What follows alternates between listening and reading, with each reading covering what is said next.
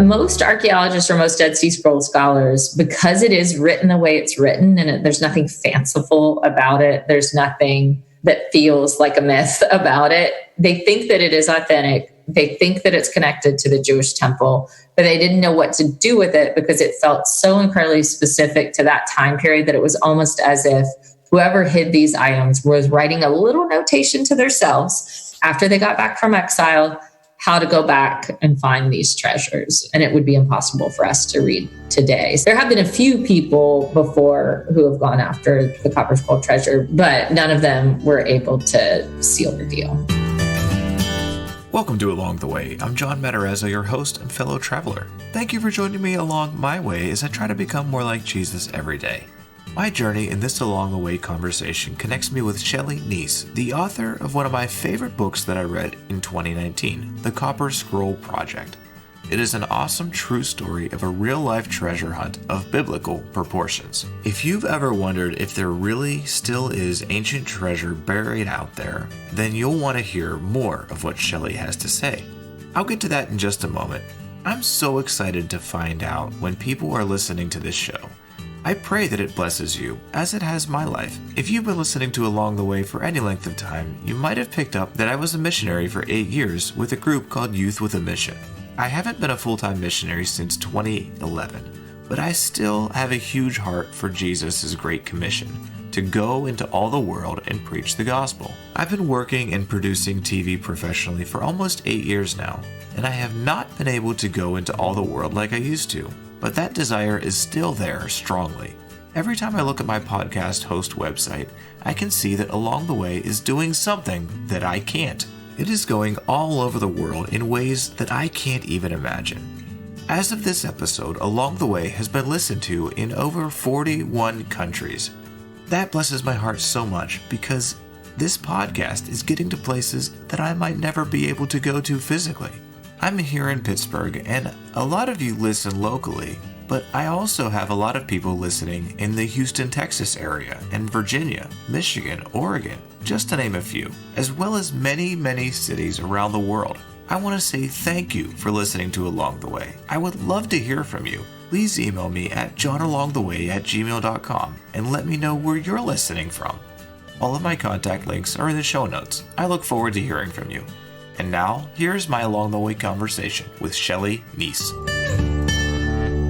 Shelley Neese, it's great to have you along the way. I'm looking forward to hearing more of your story. You and I originally got connected through another guest that we've had on the Real Life program, Doug Hershey. He posted about your book on Facebook. And I said, hey, Doug, would you think that Shelley would be a good guest on Real Life? And without any reservations, he said, absolutely, you have to get Shelley on the Real Life TV program. And you have to hear her story and what she's doing with the Copper Scroll Project. And we'll talk about that a little bit later, but I would really want to hear about your life, Shelley, because it's great to be with you along the way. Thanks for having me, John. Yeah, no, that's exciting. I mean, nobody ever asks about me, anymore. It's been about the Copper Scroll Project for a while. Yeah, now. Which is a very exciting thing. So there's a reason that people are excited to talk to you about that. There's more to you than a book that you've written. So there was a lot of lead up to that, I guess. Yeah. Just give us a teaser about the Copper Scroll, and then let's go back and talk about how God has led you along your journey so far. Yeah. So the teaser, I guess, the elevator pitch. One time I was actually in an elevator and had to pitch it to CBN in the elevator. So it was a literal elevator pitch. That's great. Right. It's a treasure hunt with biblical proportions. So it's about one Dead Sea Scroll called the Copper Scroll, which is a verbal treasure map from 2,000 years ago. And the book just follows the journey of the person who is the only one actively looking for those treasures, Jim Barfield. And it is a phenomenal read. I read it and basically could not put it down last year and said, we do need to get Shelley on the Real Life program. You are just a wealth of knowledge about biblical history and prophecy, but it took you a while to actually get to the place where you are now, where you know all this stuff. Shelley, tell us about your journey with the Lord. Sure. So I grew up in a small town called Moss Bluff, Louisiana. My dad was a pastor at a non-denominational congregation. I went to Louisiana State University for college, and that's where I met my husband, Brian. And, well, of course, when we first met, we weren't husband and wife yet. But so I just... wasn't an arranged marriage, no. Exactly. I think one of the most pivotal points in my life was one day, so my boyfriend, who's now my husband, we wanted to get married, but he wanted to go to medical school and I wanted to study abroad. We were 1 year apart in college. So it seems like that was going to kind of drive us away. So we were checking just our college post office boxes. And I don't think that I had ever before read a piece of junk mail or have ever since read a piece of junk mail. But I did that day and he did that day. And it was a brochure for a program in Israel, an overseas program that I would eventually apply to, and a medical school in collaboration with Columbia University in Beersheba, Israel, which is in the southern part of Israel. And so we decided to apply for those programs. And we did, and we knew almost nothing about Israel, certainly not modern Israel. We were believers. My husband was a new Christian actually in college, but we really knew nothing about what we were getting ourselves into. But it sounded like an exciting adventure. And so we got married and 2 weeks later moved to Israel. And so I would say that junk mail on that day was a turning point. So God can speak through junk mail is what you're trying to tell me. Exactly. Yeah. Not to encourage you always to read it, but read it when pushed. Yes. So you got married and then 2 weeks later moved to Israel. Yes. Wow. Which at the time, getting on the airplane and my mom, up until this point, I've hardly lived outside. I haven't lived outside of Louisiana. And here we are moving to Israel for 3.5 years. My mom was crying in the airport, and I still feel so bad to this day because I just remember thinking, because I felt really big and adult, and thinking, why are you crying? This is fine. This is a normal decision. And so now I feel bad about that because now I'm a mom. So I realized how hard that must have been. But yeah, so we moved there for 3.5 years, and that was our first few years of marriage. So you were there for 3.5 years. Mm-hmm. So was that like your honeymoon? Yeah. 2 weeks later. Yeah. Yeah. I think we went to Mississippi or something for our actual honeymoon, but then pretty quickly came back, sold all of our stuff, which we were in college, so it wasn't that much stuff, and moved and put all of the wedding gifts in my parents' attic. Mm-hmm. We had 2 suitcases. Oddly, we only had 2 suitcases that we could bring over with us for that long of time. So almost like no house decorations or anything. But I just remember that we put a Waffle House menu in the suitcase. And so for 3.5 years, one of our only decorations was a Waffle House menu. I'm sure that Waffle House is still looking for that menu too. Exactly. So what did God do to you or do through you, to you, in you when you were in Israel? When we first arrived, first I remember even just being in the Frankfurt airport, because a lot of layovers happen in Frankfurt before you go to Israel and Germany, and seeing all Orthodox Jews get onto the plane. Now, that's not the case for every flight going to Israel, certainly. But suddenly I realized here I am from Louisiana, have probably known one Jewish person my whole life. And it wasn't until that moment that I realized, even though Jesus is from Israel, I'm actually going to a totally Jewish country. Yeah. And all that meant in terms of, it wasn't until I got on that airplane that I realized I was reversing the situation. And now I was going to be the religious minority, which up till that point, granted, I was a Protestant from Louisiana, so I guess I had been a minority in that way, but nothing like what I was walking into. Even our programs, most people who decide to go study in Israel in their 20s are Jewish, not Christian. Christians go there on programs with their church for 2 weeks or to travel there for a little while, but not to go live and study, because usually that means you have family or some kind of deeper connection. Mm-hmm. So everything changed. Suddenly I'm in this country that I knew nothing about. All of my friends and classmates are Jewish now. All of my neighbors are Jewish. Even I go to class on Sundays, because the weekend there starts on Friday afternoon and is Saturday, but Sunday is a regular work day. We had a congregation there of Messianic Jewish church, but even in that case, they met on Saturdays because they're Messianic. So Saturday's Sabbath. So it was just suddenly everything changed. Everything that I knew about my own traditions and faith walk and practices. But on the same token, it just felt so alive. The fact that we would road trip to Jerusalem or to the Galilee or all of these places that were now part of our lives, not even part of a tourist trip, right, was amazing. And it helped me connect with part of my faith and a part of our faith's history that I had never even thought about before, that I had never even considered. And that's that Jesus was Jewish. Yeah, that's something you kind of forget about sometimes as you're reading the Bible, that Jesus Absolutely is Jewish. And that's who he was primarily speaking to, even though, thank God, some Gentiles did get in that story as well. I was just reading this morning about the Gentile woman that was asking Jesus for healing for her daughter, and Jesus basically told her no, and she said, even the dogs get this scraps from the master's table. And he was amazed by her faith. And it's like, oh, wait, yeah, that's a totally different culture that's going on right there. And so just to have real life applications where you have a deeper understanding of something that just causes the light to turn on for you. Right. Yeah. And I had never, only reading the Bible there was I suddenly, and granted, I was young, so a lot of your faith is maturing in your 20s, but just realizing, oh, Jesus never actually even left Israel. He says, I came for the lost sheep of Israel. He never left this land.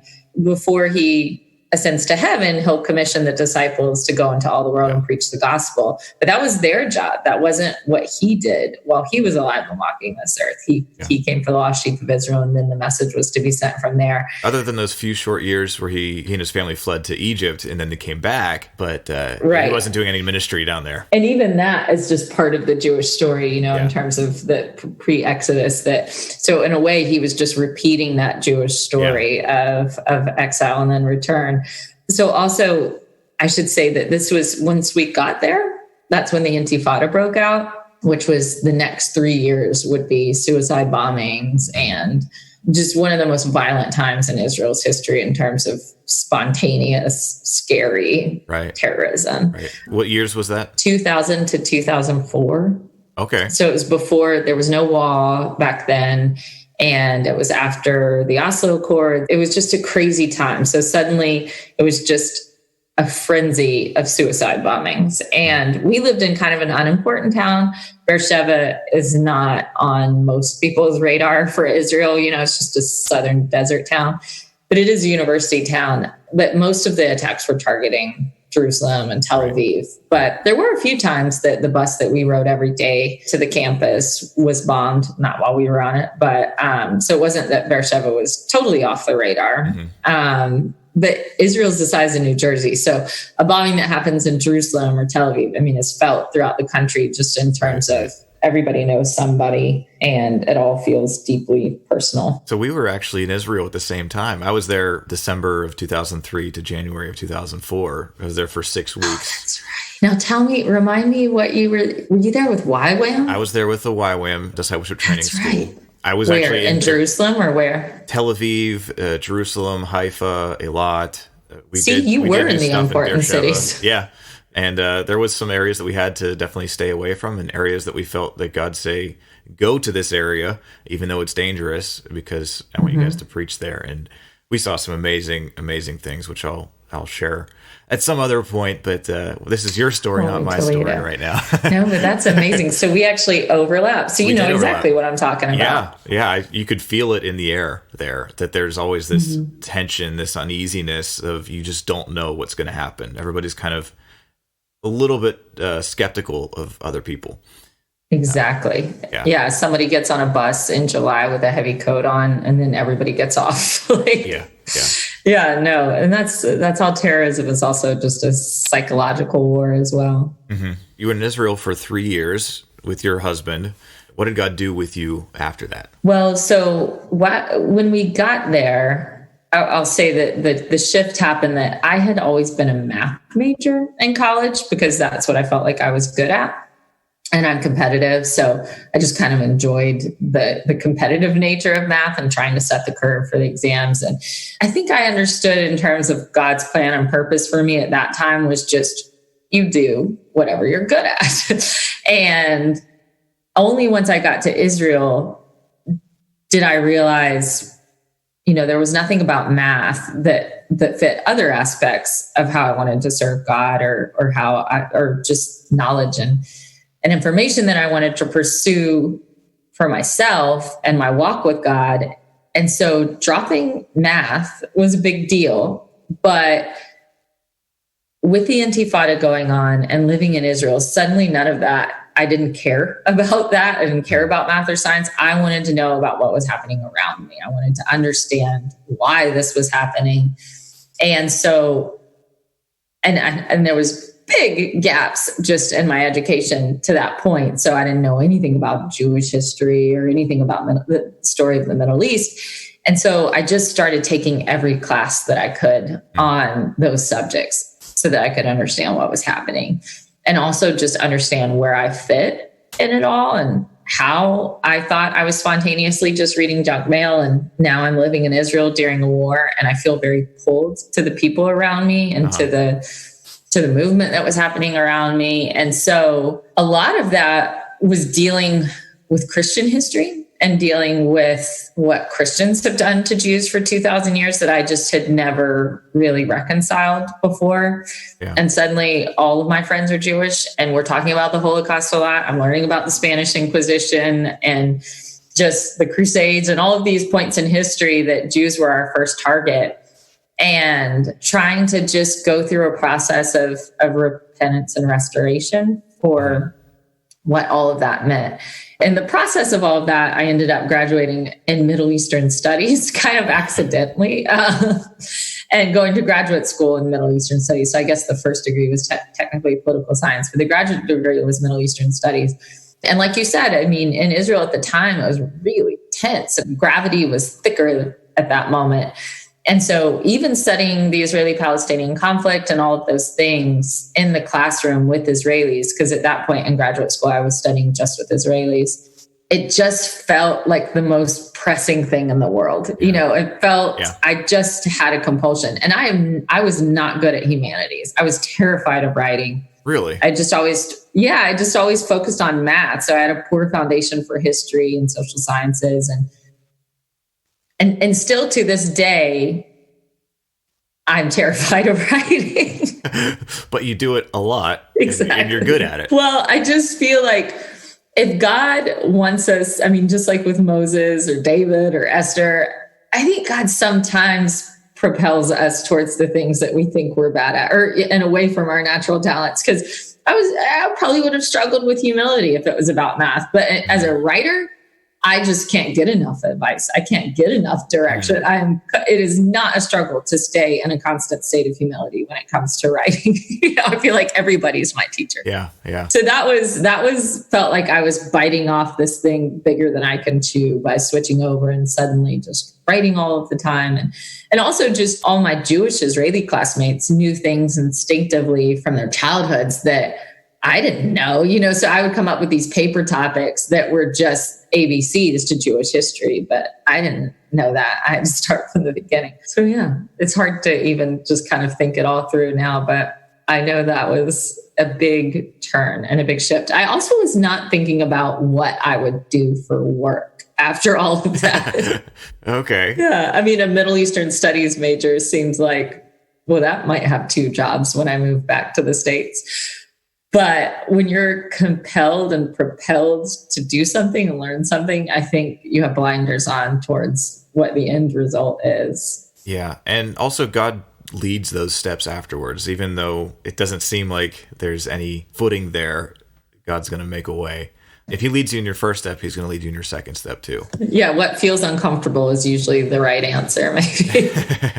Yeah. In my life, that's just something that I'm constantly having to remind myself that God hasn't led me this far to leave me hanging. Yes. Or, given me this experience or that encouragement just to tease me. That's not in his character. That's not who he is. So he knows what my next step is before I take this step. Exactly. It's always good to be reminded of that. And even if we need to remind ourselves sometimes. So exactly. You just been talking about finding your purpose a little bit there, because you thought your purpose was one thing and then now it is something a little bit different. Mm-hmm. Tell me more about your purpose as a writer, as a Middle East studies, as an advocate for Israel. Tell me about your purpose now and how God's led you that way. Sure. Well, I mean, as you know, like passion and purpose can help overcome our weaknesses. Yeah. Whereas I wasn't passionate about math. It just came naturally. So suddenly I found what I was passionate about. And even though it was really hard and felt unnatural, I knew that it felt like an act of worship in a way. So, I mean, still to this day, when I write, because I'm so terrified of it, because I feel so humble towards it, and that it's a gift and that it has to be God of why I'm doing this. I mean, a lot of times I can't even sit down when I write, especially, I mean, mostly I'm writing about the Bible or Israel or the Jewish people. So it feels like an act of worship. And so it almost feels disrespectful to sit sometimes. Like I get excited and I feel the Holy Spirit writing through me because I'm not a confident writer. So I know that has to be it. And that's really helpful, you know? Yeah. It's a really helpful thing in terms of depending on God, because I actually do need God. He puts these burdens on my heart about what I should share with the church, about how we can reconcile with the Jewish people. Coming away from Israel, I just felt like the Jewish people were our big brother and we were the little brother.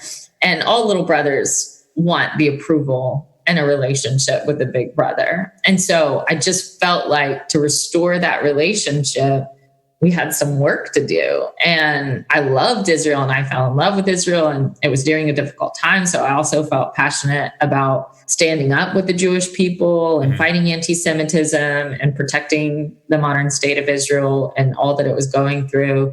When I came back to the States, I didn't know much about the Christian Zionist world in the States because at that time I had just lived in Israel.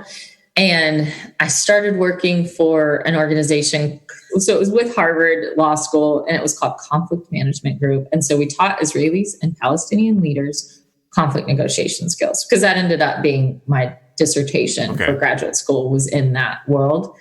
Actually, I wrote about the Church of the Nativity siege that happened there the year before we got there, and just how that was resolved. And so that dissertation is what pushed me towards this job. But the whole time I was there, I felt like it was Harvard being Harvard, and they were just teaching these dry negotiation skills, the same ones they would teach to business students, to Israelis and Palestinians, that it's actually religion that fuels a lot of these debates. So you can't approach Jerusalem as a rational actor the same way you would approach a merger for two corporations. But that's what they were trying to do. It was kind of unbelievable, really. So at some point during that job, even though it was a great job and it was really, always whatever your first job is, you just feel thankful to have it because it didn't look so good graduating with Middle Eastern Studies degree. But I didn't feel comfortable. I didn't feel like I was advocating for Israel's interest. I didn't feel like the work was genuine. This is all really mean, because I'm really thankful for those people that hired me. But I did leave that job and went and worked for the Israeli consulate. I was the first Christian to get a security clearance working for the Israeli consulate in Boston. And that was really jumping ship, because it did mean that if I had ever entertained a hope of being on that side of like the law side and the conflict resolution side of Israel, then working for the Israeli consulate pretty much would end that in terms of that I declared a bias. But I did. And the bias only got stronger from there. So once we left Boston, because my husband was a student there too, we moved to Charlottesville, Virginia. And then I cold called a Christian Zionist organization called Jerusalem Connection. I cold called their president named Jim Hutchins and just said, this is my background. This is my experience. I love Israel. I only love Israel more every day. And I like what you're doing. Do you need any help? And I was pregnant at the time with our first kid. And so, usually that's not great for a job interview. But Jim Hutchins said, yeah, come on in. And so I started off as editing a magazine that they did. And I had said before I had come back home, because, I was just finished with my education. And I thought, wouldn't it be amazing if I get to write and continue learning about Israel, but do that for somebody? If I get to stay in all of this, but for work. I just thought that the idea of that was delightful, which is kind of what you do too. And so that's what I first started doing. So I was the managing editor of the magazine and later on became the vice president of the organization. And then just last year, the person who hired me, General Jem Hutchins, he retired at 82, 83. Wow. He's our president emeritus now, so still really involved. I'm the president now. So I've been with them for 14 years and just fighting for what's important to Israel, which as of the last year, we've gotten a lot of if we had a Christmas list, a lot of that has been checked off. Yeah. I mean, the embassy moving from Tel Aviv to Jerusalem was huge. I mean, only a 35-year longing, like in terms of when Christian Zionists helped write the legislation for that was 35 years before it actually happened, which is amazing. So yeah, I mean, we were all in a hotel in DC together, all the Christian Zionist leaders and organizations who had fought for this, including the people who had written the original legislation. And everybody was just crying when the actual embassy opening had happened. We were all just crying. We went there later. I went there with my family this summer for a whole month. And so we visited the embassy, and my husband's military. So he knows that every embassy has a Marine on base, and Marines sell coins, like special designed Marine coins for the embassy as just kind of a way to support their Christmas balls or whatever. Mm-hmm. So we knocked on the door and we were like, we'd like to buy a coin. So he gave us one, but it was the Tel Aviv consulate. Like when it was in Tel Aviv, we're like, no, I mean, we want one for Jerusalem. And he said, come back tomorrow. So we came back the next day and it was fresh off the mint. Oh, wow. I mean, it was like the coin was hot, and it was the first Jerusalem embassy Marine coin, which is pretty cool. That is really cool. If I had it right now, I would hold it up. But nobody that's listening to this podcast can see it. Maybe you can send me a picture of it and I'll put it on the post or something like that. Great idea. Great idea. That's great. So there's some really exciting things happening in Israel and with the Jewish people. We're seeing prophecy really unfolding before our eyes. A few years ago, you came across Jim Barfield and what he has uncovered. Let's talk about that a little bit now, because the Copper Scroll stuff is how we originally got connected. Mm-hmm. Well, so I did realize, I said I was the editor for that magazine. I did realize in the course of that first job that I don't really like writing about politics. Just the 24-hour news cycle didn't suit me. I think more with the historical lens and framework and brush. So I was writing about things going on in Israel. I'm interested about modern politics in Israel, but I was always trying to write about politics in Israel by connecting it to something in Israel's past. Mm-hmm. And that was what spoke to me in terms of why I'd even pursued the studies that I did. I wanted to connect ancient Israel to modern Israel, just always just tether them and show Christians how one affected the other. But that takes time. That's not a 24-hour news cycle sort of thing. That's like, I need to think and read and research and study, which was not great for just pumping out an article a day. So I met a man named Jim Barfield at a prophecy conference that I was just kind of visiting to look for stories. There were some Israeli members of Knesset there, and so I was just going to write some political stories.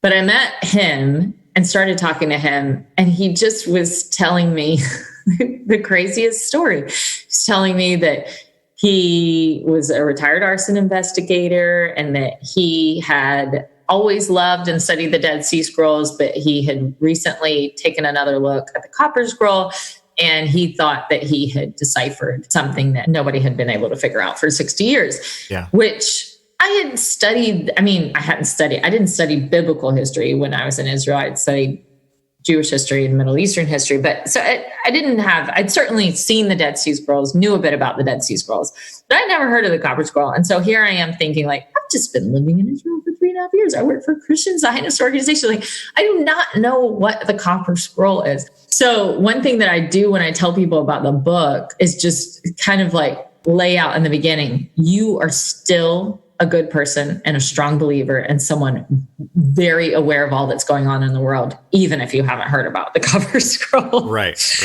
because I hadn't heard about the Copper Scroll.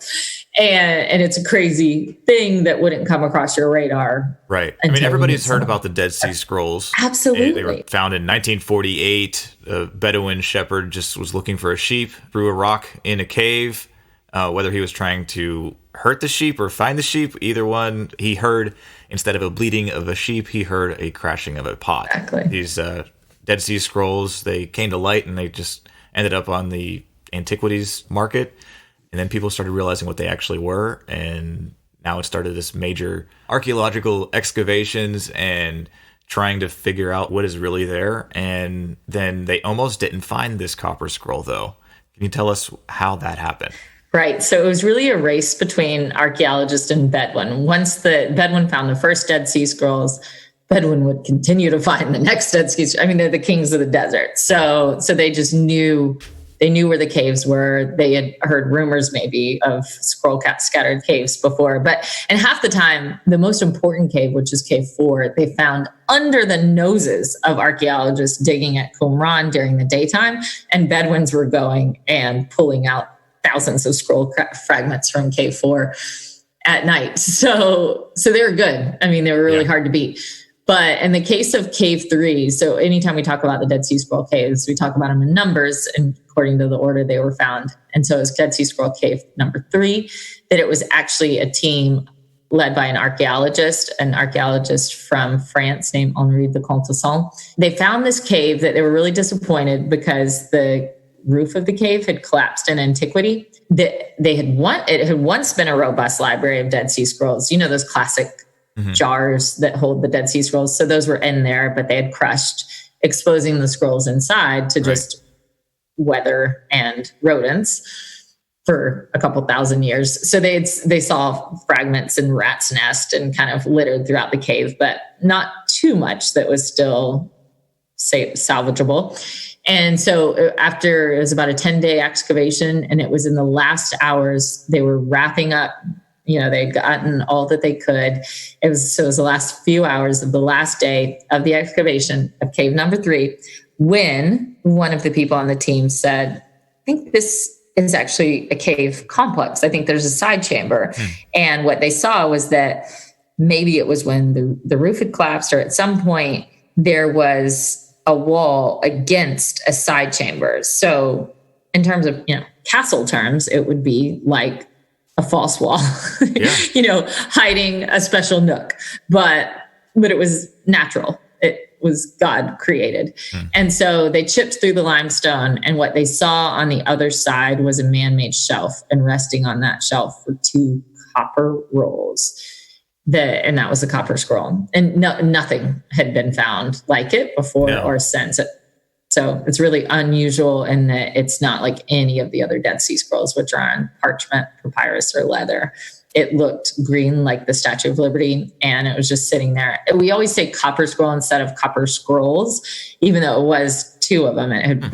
But we know that it had broken antiquity, that probably when they were rolling it up, it snapped, because it's pretty clear that it used to be one long scroll. Okay. Interesting. Which is why we don't say Copper Scrolls. But it was like 7 feet long and a foot wide, making it one of the biggest, most well-preserved of all the Dead Sea Scrolls.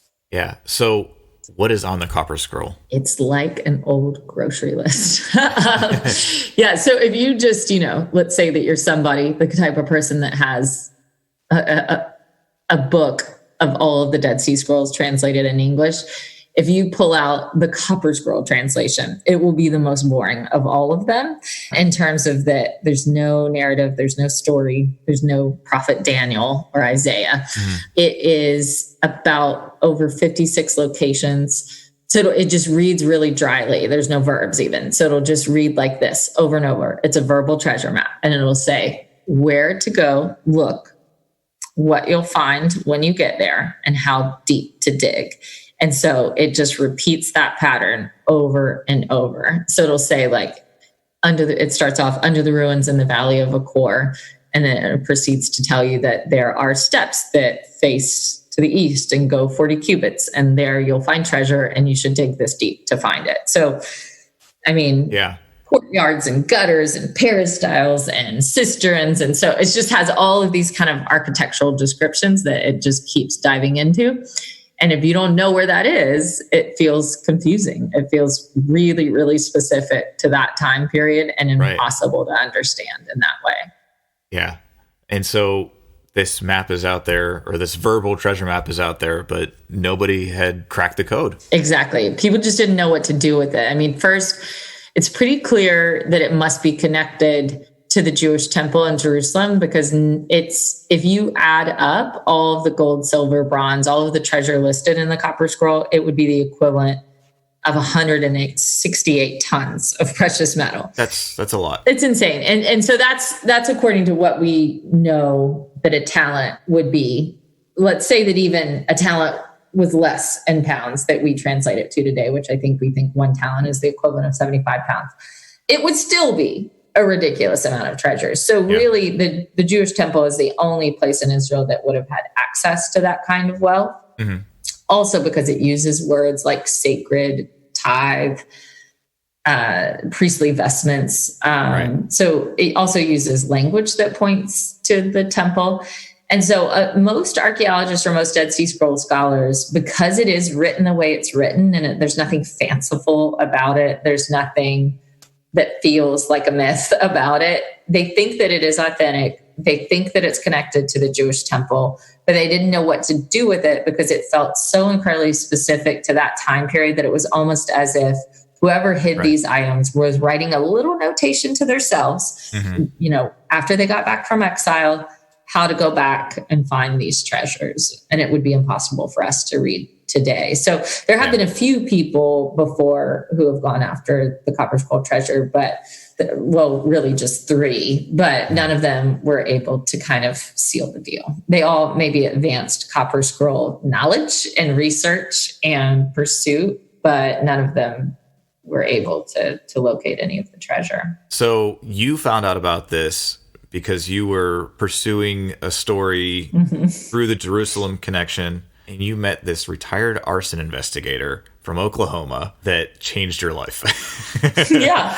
I was just looking for a break, not to write about politics. So I thought, at first I thought he might be crazy, he was delightfully crazy if that was the case. Like I really liked him, but I had never heard of the Copper Scroll. So that part sounded crazy to me. So I thought, I like this guy and I like his story, but I don't even know if the Copper Scroll is real. So I went home and just did a little research, and, you're one Wikipedia search away from finding out that the Copper Scroll is very real and exactly what he had presented to me. Because I even thought, there must be another version of this. Like if there was a verbal treasure map from the Jewish temple, I would have heard about that. Yeah, you would think so. Yeah, exactly. So then a few days passed and I was just haunted by it. I couldn't read enough about the Copper Scroll. So I decided to write a story about it, mostly so I could just keep talking to him, keep asking him questions. Yeah. And so I published that first one actually in Jerusalem Post even. So, it was kind of read by Israelis as well.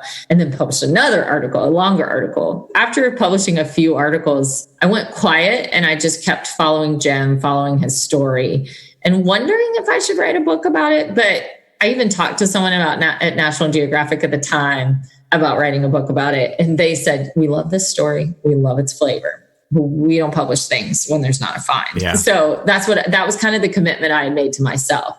I'm not going to write a book about this unless they find something, But it was actually after 7 years of being involved in the story and staying really close to Jim Barfield and Chris Knight, who's another person on the team, and Jim's wife, and kind of just everybody involved. I just stayed close to them and went with them to things and stayed part of the story, almost like a historian of the project. Right. But so much just happened with the human piece of it all. That I eventually realized that this was a story that had to be written, even without a definitive find, that it was just so insane, kind of how God had directed Jim and what all happened.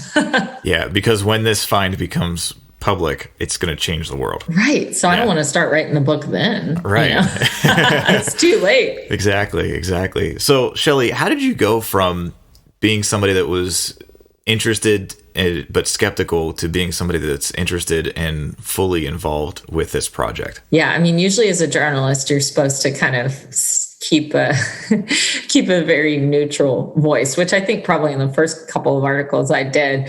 But I went with them on an excavation in 2009 to Israel, so 10 years ago. It was probably then that I got on camp goggles. When you're at Christian summer camp, like at first you kind of meet people and you think, I don't really know if these are my people. But then by the end of the week at camp, like you can't believe that you ever did life without them, Yeah. Well, so that's kind of what happens on digs too. So I went there. There was an excavation in 2009. I'm with Jim and Chris and the whole team. And we just had a ball. I learned so much from them. We would study the Bible together. There's a lot of downtime when it comes to archaeology, or at least in this case, there was a lot of downtime. And so it was a lot of just Bible study and discipleship and just having fun. I think at that point, once they're friends, and also once I'm kind of invested my own time and sweat and tears into the project, it was, no longer possible to be neutral about the subject.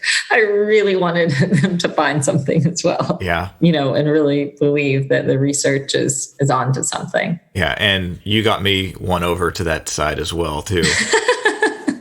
Everyone starts a skeptic, and I invite that because that's how I started. But even if you stay a skeptic after reading the book, that this is just too unbelievable to be true, I do feel like the book walks people through learning more about the Dead Sea Scrolls, learning about first century Jerusalem, modern Israel. Yeah.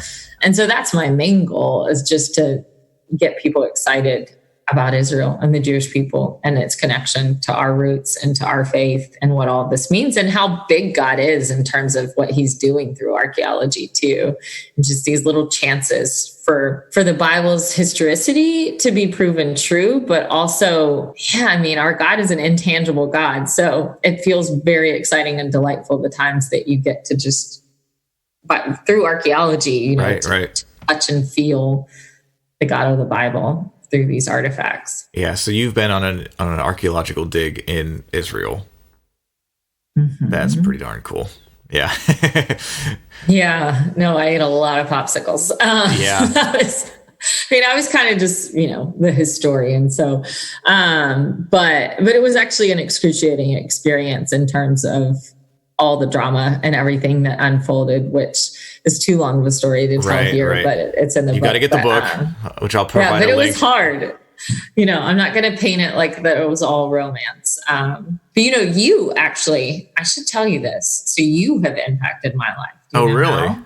Okay. Mm-hmm.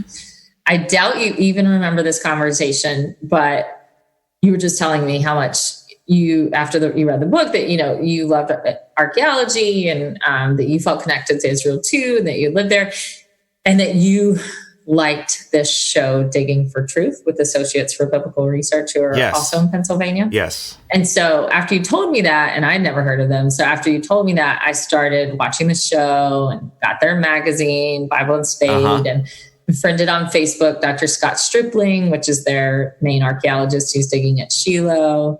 And Shiloh is very connected to, I feel like, in a way, the Copper Scroll too, just in terms of teaching about tabernacle history and temple history and all of that. So then I got really excited about what was happening at Shiloh. And so at first, I decided to audit a class. Scott Stripling is a provost at a seminary called the Bible Seminary in Katy, Texas.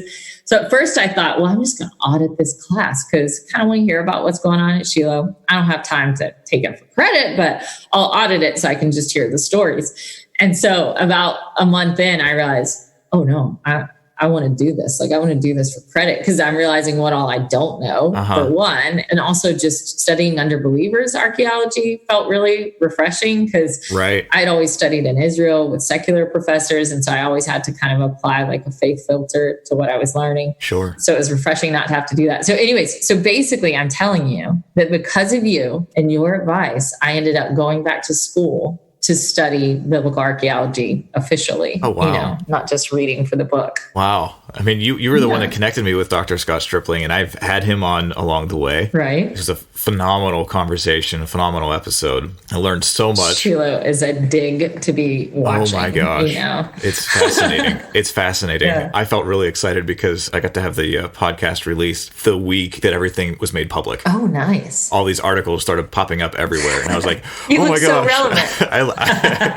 Yes, absolutely. So thank you for that connection. But I didn't realize that our little conversation, that's pretty cool. It all comes around. Yeah, exactly. Cool. That's why you just have to be listening to other believers and what they're excited about. Exactly. And that's kind of what this whole Along the Way podcast is about, is God is speaking to us through other people, through the Word of God, through our circumstances. God is speaking to us all the time, and he's always leading and guiding us. And I'm grateful that I got to be a part of your Along the Way journey in that regards. And that's encouraging to me too. Very cool. Also, big things are happening in Pennsylvania, clearly. Back to what's happening with the Copper Scroll. And I got to get to the point where we talk about the scans, because when I saw Jim Barfield talking about that, I found him on a YouTube video talking about these scans. I was just absolutely blown away. Yeah, not that I didn't believe anything that you were saying. It was just like, this is even more real. Right. No, data always helps. Theories are theories, but data helps reinforce for sure. So from that time, from 2009, it was just a series of stops and starts for Jim Barfield and for his team. A lot of opposition for who he was, for not being an academic, and also the archaeologist that was the head of Qumran, that had been the lead in that 2009 dig, died in a tragic cave accident. And then the other archaeologist who had come alongside Jim in the beginning also died from cancer. And so it was a lot of setbacks. It was a lot of starting over, just even with relationship building. And so it was at one point that it was suggested to Jim to meet with a member of Knesset, Moshe Feiglin, who was at the time Israel's deputy speaker of the Knesset, which the Knesset is like their Congress, it's a parliamentary system. And I had followed Moshe Feiglin just as someone who follows Israel's politics. And I had thought, this is a person who just would have the courage to push past bureaucracy or whatever any of these other hurdles were of hurting anybody's feelings, any archaeologist's feelings or any bureaucrat's feelings. So Jim had the chance to present the research to him in New York while he was there for kind of a rally for his own political party. And I didn't know, I had a positive feeling about just Moshe Feiglin and Jim Barfield meeting. I didn't really know what would come from it. And at that point, a lot of people had come to Jim's aid and had allied with Jim, just religious and political leaders. Sure. I hadn't seen much materialize from that alliance other than that it was nice. Moshe Feiglin said at some point in the presentation, he said, wait, when's the next time you're in Israel? And Jim told him, I'll be there in a couple of weeks. And he said, do you have that metal detector in Israel? Because Jim had told him, I have this $10,000 Lorenz metal detector that could tell the difference between ferrous and non-ferrous metals and how deep they are. And so perfect for kind of the Copper Scroll situation. And Jim said, well, I can get the scanner there. And so he said, okay, great. I have something called Knesset immunity. I'm just going to scan it. Let's just do a little scanning, which Jim had for years been trying to, once it was realized that it was going to be kind of impossible to dig at Qumran, which is already a pretty sacred site for Israel and its relationship with the Dead Sea Scrolls. He had been pursuing just doing an electronic survey of it since, after all, the Copper Scrolls pointing towards metal, that's helpful. So he did. So Jim met him there, Jim's wife and son, and kind of everyone understood this is the moment. This is our chance. We can't afford false positives. We hope for no negatives. And so, they had just done everything to prepare and everybody wanted to be there. I was actually in the hospital having my fourth child. So I was on standby on the phone, kind of hearing what was going on.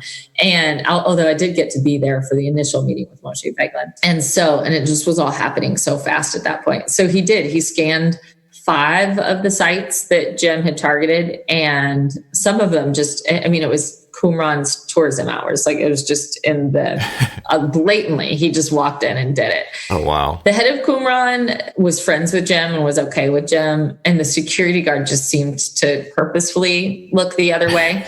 But there they were in broad daylight. Moshe Feiglin paid for his entry ticket with his credit card with his name on it. People were looking at him. Israel's a small country. Who's who. Right. So it was very much understood who he was, and that everybody knew he wasn't an archaeologist. But still, so he did the scan, and Jim and his team went down to En Gedi right afterwards, because it's not the type of metal detector that gives you an immediate read. You have to download the data. And so there he was, sitting on a picnic bench in En Gedi. and he pulls up each of the sites, and each of the sites had a positive read that something big and something non-ferrous, so gold, silver, bonds, was buried deep underground, both in Qumran and at one site outside of Qumran that Jim had long felt like was connected to the Copper Scroll. Right. And his research pointed to that. So it was just kind of not an aha moment, because Jim had always believed in his research. But if there had ever been any doubt, if there had ever been any confusion, if he had made any missteps, it just felt like this is real. Yeah. This is no longer just a theory. Like, something is there. Right. Also, Jim could have never promised, the Copper Scroll doesn't say that this treasure would still be there. I mean, exactly. The Romans or whoever would have gone through the land and they were looking. I mean, they wanted to suck the temple treasury as much as they could. Exactly. And use the money to build the Colosseums. So certainly he couldn't say whether or not it was still there. So it also was just very affirming that maybe not all 57 of the hoards are still there, but we at least know 5 are. Yeah.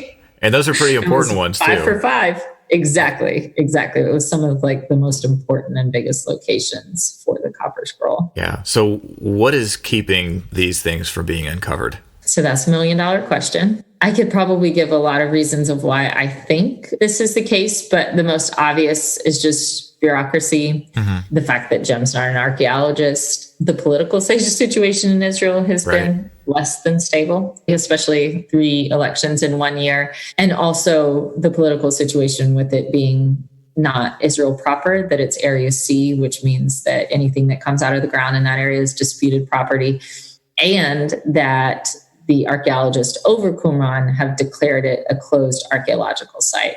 I'm sure Jim is not the only person who is asking to excavate or asking to partner with an archaeologist to further excavate Qumran. So I think they just eventually got so tired of the request. And Qumran has been excavated to the last level of habitation. It hasn't been excavated in the way that the Copper Scroll demands, where you're digging for treasure, because that's not what archaeologists do. So that's the other thing, is that what Jim's asking someone to do occupies this precarious space, because it's not archaeology, it's treasure hunting. I mean, Jim always says he's not a treasure hunter. He means that in terms of he's not seeking these things for himself. Right. But it's also not archaeology, because this is not what archaeologists do. They don't take an ancient document and go looking for the treasure that it promises. They dig down to the last level of habitation, the last time people were living in a site, and try and analyze its remains, but they don't dig holes based off of treasure map. Right. That's been hard. Basically, it's in the Lord's hands of when this comes out. I think so. He does have the book and just kind of the media that we've done since, and a lot of Israelis awakening to what we're saying and what's going on has been very helpful. And so a lot of people in politics, I'll just kind of be vague about this, because this part is, not in writing, but have come to Jim's aid and have said, we want to help you and we want to help move this thing along from a top down level rather than bottom up, which is what he's always done before. But who's in power has been really questionable in the last year in Israel. Yeah. So I think Jim has just submitted to waiting that part out. But hopefully, it's the classic kind of like, will friends in high places kind of be able to move this along? I don't know. I hope so. Also an earthquake could just kind of do the trick too. Yeah, that could potentially damage some things too. Exactly. But it is on a fault line. So I have sort of like thought that before and there's even proof that an earthquake has happened at Qumran before. Like you can see evidence of it just in the destruction, the way certain steps were destroyed. And and so I have thought about that of like, well, one way God can get all the credit. Absolutely. It's really interesting to know that, like, when you look at the Bible and you look at prophecy of what is to come regarding the rebuilding of the temple and the end time prophecy and things like that, this could be a catalyst of those things coming to be, or it could be those things need to happen before this could be released. Who knows? It's really in the Lord's hands. And all we can do is pray that God's timing is perfect and that it will be revealed at the right time, and that the right people will be able to get those metals out of there, get those treasure out of there, and get it to the appropriate places, and it wouldn't be stolen. It's true. I always think about, the prophets definitely point to a time in the future that the Temple Mount will be a source of inspiration and a source of delight, which it's not right now. It's a source of tension. And so I always think about just the timing of these things being revealed. It's probably directly related to the situation on the Temple Mount in Jerusalem. And there's a verse in Micah, the 4th chapter of Micah, that Micah says, in the last day, the mountain of the Lord's temple will be established as chief among the nations, and it will be raised above the hills, and the peoples will stream to it. So even just in that, 2-line prophecy, it requires Israel being a modern nation again. It requires Jews coming from all over the world back to Israel. And then it requires what happened in 67 for Israel to have sovereignty over the Temple Mount. And so I feel like for the last kind of final step in that, in terms of, I don't know what God's timing or anything is, but just in this prophecy, that it'll be chief among the nations, that we will all look towards Jerusalem, and that it'll be a source of peace and not tension. And that is definitely not where we're at. So I feel like that's the final piece of the, prophetic pie. Yeah. Praying for the peace of Jerusalem is a real thing that we're commanded to do. So if you could just add into that, the restoration of Israel's, national dowry, I think is what Jim calls it a lot of times, but just that if this is God's bride, then perhaps she needs to come along with a dowry and for that reunification to happen. So we'll see. But the whole process is, I just hope, also just a way for people to dig into the prophets and dig into the Bible and just realize like there is so much there. So if you feel like the Bible is something that has grown old or stale to you, it's just because you're reading the same 30% over and over. And the process of writing this book and just thinking about the Bible and Israel in new ways, I mean, there's threads that are there are just amazing. Amazing. And how it all pieces in with archaeology is pretty delightful. That's awesome. I'm so grateful that you've written that book and exposed me to the whole Copper Scroll project. But back to your personal life. What is the first thing that you remember God speaking to you? What did he say and how did it change you? Well, besides read your junk mail. Well, oddly, it was just where I went to college. Well, okay. I hate when people talk about dreams, but because, I'm sure a lot of people are going to turn their brains off whenever I bring up a dream. But it's not like I've got tons of them where God spoke clearly to me in a dream, but I have this one. God does speak through dreams all the time, though. It's all throughout the Bible. It's all throughout modern life, too. I've had many dreams where I know God has spoken to me through that. So I'm right there with you, Shelley. Okay, good. I just feel like it's always like a charismatic litmus test. So I hate throwing it out there, Yeah, so I probably haven't said this too many times. I was really struggling when I came back from Israel because we had been in a Messianic church in Israel, a Messianic congregation. And then so we were back in the States and just finding a church. So I felt like I had experienced this thing that was huge and mind-blowing just in terms of rediscovering the roots of my faith in terms of Jewish practices and the Hebrew Bible and learning Hebrew and all of these things. So I was just really excited. And then I come back to the States. And so a lot of the congregations that maybe would have been comfortable to me before were no longer that stimulating. And I didn't like feeling judgmental of congregations or, maybe pastors that weren't filling my spiritual love tank, I guess, in terms of what they were teaching about. And my husband's military, so we move a lot. So it's kind of like I was constantly having to find a new church and a new congregation and place of worship. And so I just didn't like that feeling. I'm a pastor's daughter, so I don't want to feel judgmental of any church. And so I was trying to decide, would I be more comfortable in the Messianic movement? Because that's where I was spiritual home for the years that we were in Jerusalem. We were actually the youth pastors at our Messianic congregation in Beersheba. And so then we started visiting some Messianic congregations. And, it's different in the States because everybody's got to go to, if you're a believer, it doesn't matter if you're like a Filipino worker in Israel or a Roman Catholic or a Christian from Louisiana, you're all going to the same church because there's only one. And, in terms of your Israeli town, it's just, you're a minority. So that was helpful in that I didn't need a choice. But so I started going to Messianic churches. And even though their teaching was great, I just also didn't feel comfortable or that was the right answer for us as a family. And I'd been nurtured in the church, in the Christian church as a pastor's daughter. and had a really positive experience always in the church. I know other people, preachers' kids, it can go other ways, but it had been like an incredible place for me to grow and learn. Like, this is what we're struggling with as a family, and also my husband, because he had the same experiences in Israel. And in the dream, I was in my father's church, so the church I had grown up in my whole life. I was in the lobby of the church looking into the congregation, but not going in. An IDF officer, like a girl, came up and told me, "You're safe here. Just go up to the attic." And when I woke up, I realized that like the answer to this question I had of where would be our spiritual home now that we were back in the States after this profound experience in Israel was like that we were to stay in the church, that this was what had nurtured and had fed me for my whole life, but that I was to continue seeking this parallel understanding and deeper roots into the Hebrew scriptures and how the messianic thread that wound the whole Bible together. And that I was supposed to share that with Christians as a student and as a teacher. That was such a relief.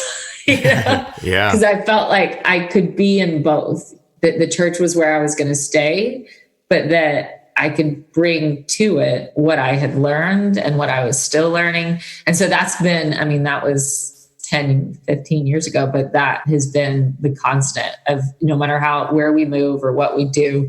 Like in my church, when we lived in Charleston, we hosted a vacation Bible school that was Dead Sea Scroll Bible school. So we made caves and we had like a scavenger hunt for scrolls throughout the pews. I taught a class. I go to Anglican congregation here in Virginia, and I taught a class called Israel Matters. So just kind of being active and involved with my church, but doing it kind of the only way that I feel super stoked about. Well, that's good. You found your purpose, and it's great that God spoke to you through that dream. If God would have given me that particular dream, it would have meant something totally different. But he spoke to you in a way that you could understand. And I love that God does that. Right. And as we look back at our life, Shelley, what has happened in your life that showed you that Jesus was actually there walking with you, but you didn't feel that in the moment? But when you look back, you realize that Jesus was there. Well, I feel like I'm not the best in terms of making decisions, that I'll hear God's voice and then make a decision from that.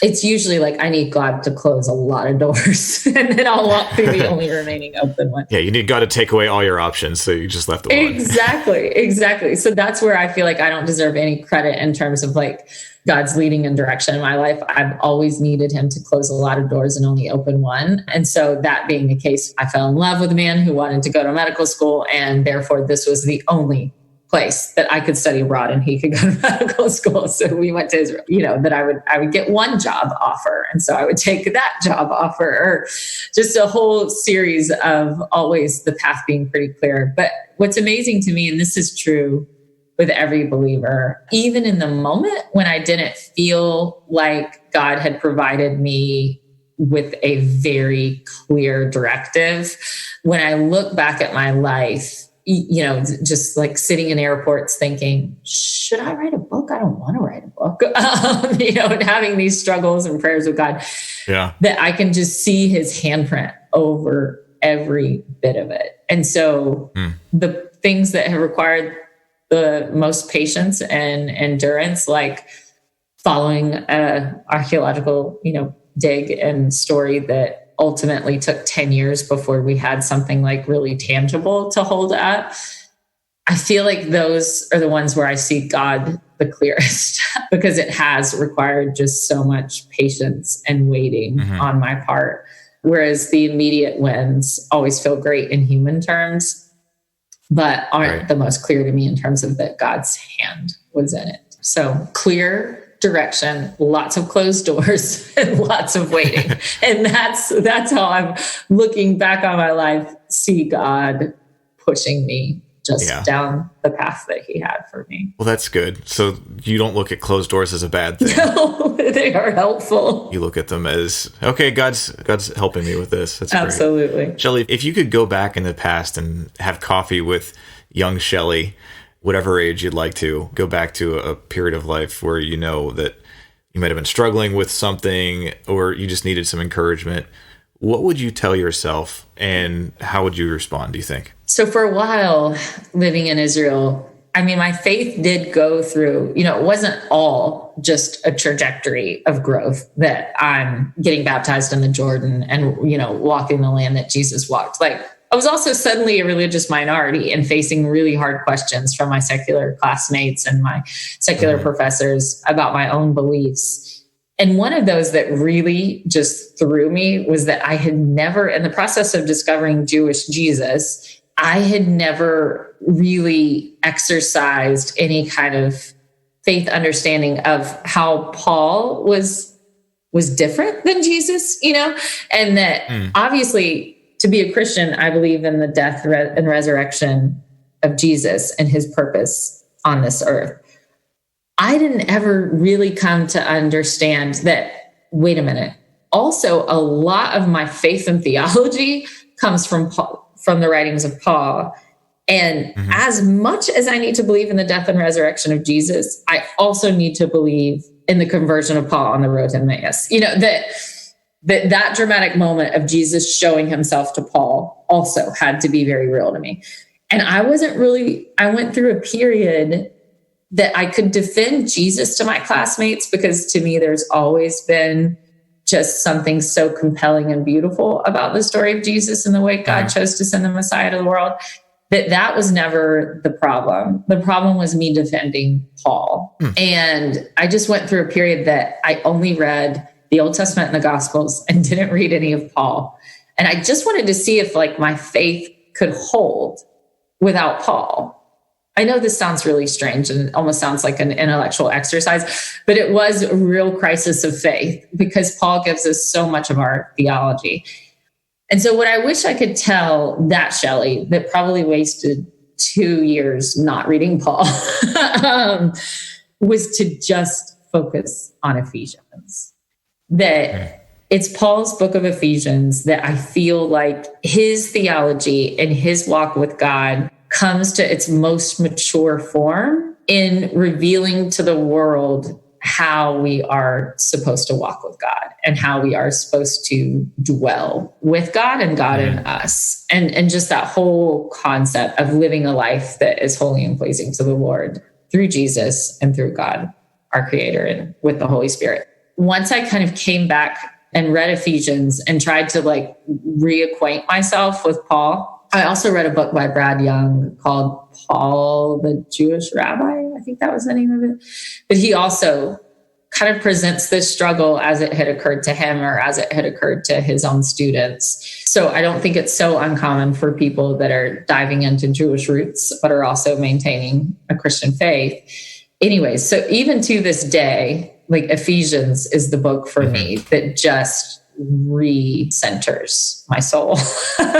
That's cool. Yeah. So getting to know Paul again, I should have never thrown him out. I should have just read Ephesians, and that Paul is a incredibly important part of our theology. Absolutely, he is. And it's interesting. My personal crux of faith happened when I was 14, 15, and it came around the verse, the 2 Timothy 3:16, where Paul says to Timothy that all scripture is God-breathed and useful for teaching, rebuking, correcting, and training in righteousness. And I knew that we considered all of scripture, all of the Bible, to be scripture. And so the thing that I was struggling with was, did Paul consider his own writings to be scripture?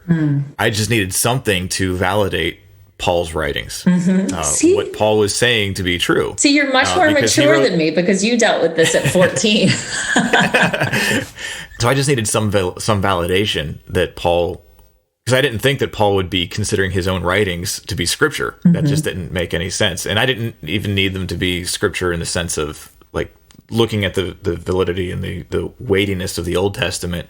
I just needed something else to confirm that. And so I had a conversation with my pastor because I was trying to just keep my questions internal, but still ask the questions that were kind of around that to put the things together for myself. And he brought me to 2 Peter 3:15. And it says, and remember, our Lord's patience gives people time to be saved.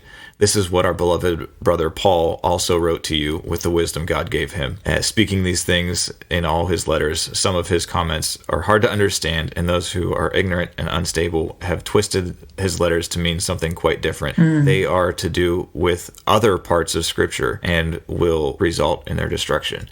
Here's Peter, who was one of the people that actually walked with Jesus, giving credence to who Paul is and his writings. His writings.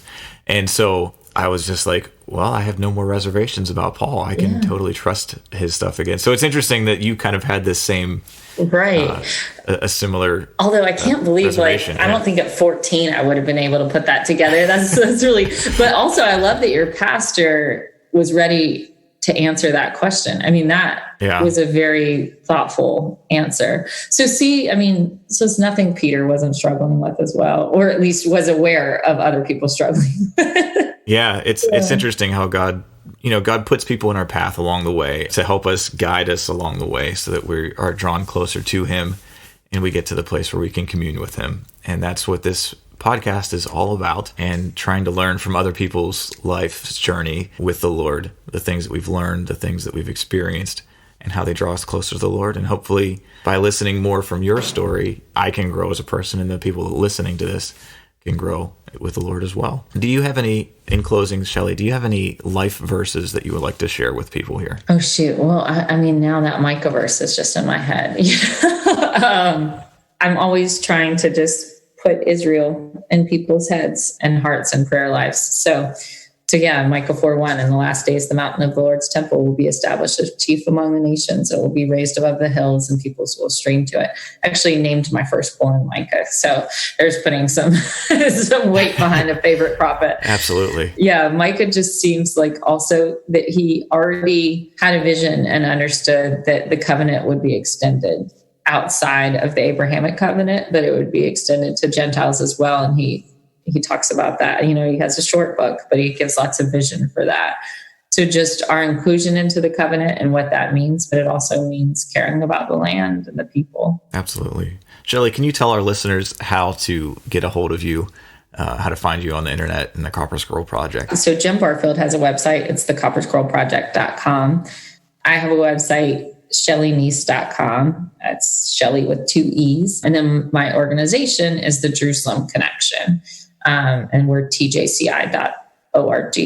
And then the book can just be found anywhere that people get books. And I'll be providing links for those in the show notes for sure. Cool. Well, thanks, John. This was awesome. I feel edified. Oh, good. Thank you. I do too. That's one of the things I love about these conversations. Yeah. Well, Shelley, thank you so much for allowing me to join you along your way. Thank you. When you are in search for hidden treasure, you need to look for clues that are along the way. It's not nearly as simple as it might seem, but if you know the right context, you have a true shot at real understanding. When I was a kid, I was convinced that I would one day find buried treasure. There were a few books in my local library that I couldn't get enough of. They had stories of real treasure hunters and maps of their journeys, where an X always marked the spot. I didn't have any pirate-made maps, so I decided to draw my own. The next logical step was to follow said map to wherever it led, and then I would dig until I got tired. My 8-year-old logic was pretty solid, at least in my mind. I had a map, I dug. There should be treasure, but there never was. The only thing that I found was trouble, especially when I didn't fill in one of the bigger holes in the yard. My dad didn't see the hole while he was cutting the grass, and he fell in and broke our tractor. Well, I guess I broke the tractor. I got in trouble and I had to fill it in right away. The reason I tell you this story is because even though it's something funny that I did as a kid, I learned that I can't make my own map and follow it to real treasure. Just because I wanted it to be real didn't mean that my map or the treasure was real. We need to follow a map that is made by a trustworthy map maker. God has mapped out the plan for our lives, but the real question is, are we following his map or the one that we've made for ourselves? My map that I drew with a crayon on construction paper led to nowhere and ended up getting me in trouble. I've since learned to read maps properly. There are keys and legends designed on the map so that if you follow it, you can get to your destination. God has a path laid out for each of us to follow, but we need to decide to follow along His path. I hope you choose to do that today. Even though Shelley was originally skeptical about what she had been told about the Copper Scroll, she kept searching for truth and came to her own conclusion. I've seen the readouts of Jim Barfield's scans of Qumran, and I'm a believer that not only was the treasure there hidden in antiquity, but there is large deposit there today. I hope and pray that that treasure will be revealed soon, but if it is what we really think it is, then this will be an exciting time for sure. I highly suggest reading Shelley's book, The Copper Scroll Project, pretty soon, because you'll have a head start understanding the story when it all comes to light. And of course, it's a great read. I'll be providing Shelley's links in the show notes. Thank you for listening to Along the Way. If you've enjoyed joining me along my way, please share this with a friend who you think will be encouraged by this podcast. Also, please rate and review Along the Way on iTunes. That helps more people discover Along the Way. And subscribe to this podcast on iTunes or wherever you listen to podcasts. And you can follow us on Facebook, Instagram, and at my website, alongtheway.media. I hope that you've enjoyed this part of my journey, and may you realize when Jesus is walking with you along your way.